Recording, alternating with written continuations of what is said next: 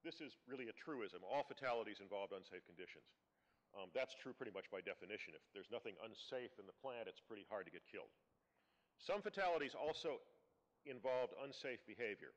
But in many cases, the so-called unsafe act wasn't an obvious unsafe act. It became obvious only after the fatality, or it was long accepted as standard procedure. Most fatalities involved an unusual task or condition. Something breaks, it's an upset condition. You send a maintenance crew to do some crazy-ass repair at 3 in the morning. That's the kind of thing that got people killed.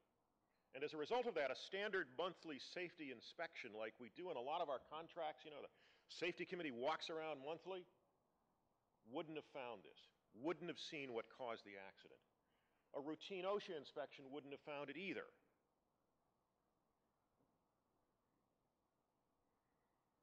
Second study. This was done at a company called National Steel. National Steel no longer exists. It has been merged into United States Steel.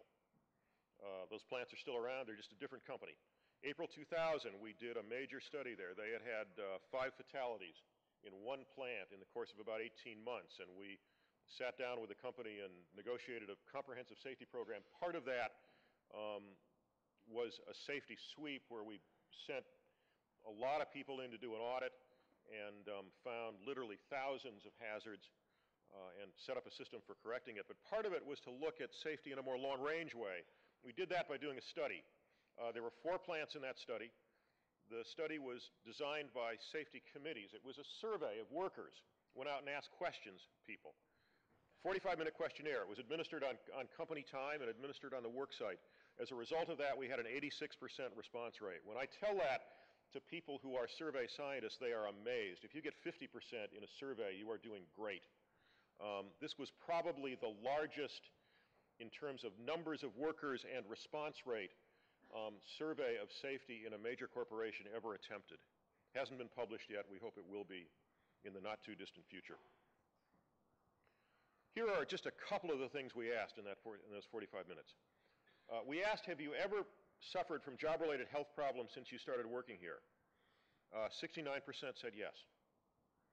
And we found that as people's jobs changed, there was more and more of a correlation with what they reported as an impact on their health, and they reported more injuries. You might think that was because if you're in the workplace longer, you've got more chance of both being injured and having job changes, but when we controlled for longevity in the workplace, that finding held up. Here was the one that really got to me. Have you ever done an unsafe act knowing it was unsafe?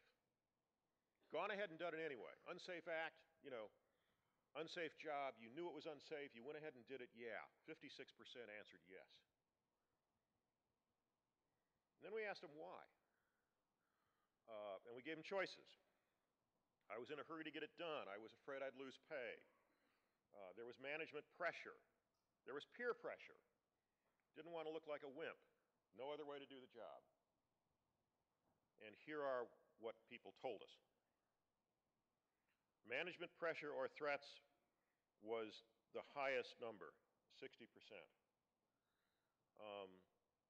And that's something I think we often see. We probably see it more in companies not represented here than in companies that are represented here. But despite what the union does, despite what people in the company safety department do, often in spite of what upper management says is a corporate value, frontline supervisor pushed to get the work done by his or her supervisors will push workers to get the work done, and sometimes that means getting the work done in a way that isn't as safe as it ought to be. So 60%. Surprisingly, loss of pay and incentives was only down around 16%. So that wasn't a major factor. But the finding that really got to me is the middle one, which is actually the same number statistically as 60%. The middle one is 59%. That's within the error of the survey. And that answer was there was no other way to do the job. I went ahead and did the job. I knew it was unsafe because there was no other way to do it. Had to do it that way. And that's pretty scary because it means that either we are not communicating how to do a job safely, or we are not designing jobs to be done safely. Those are the only two possibilities.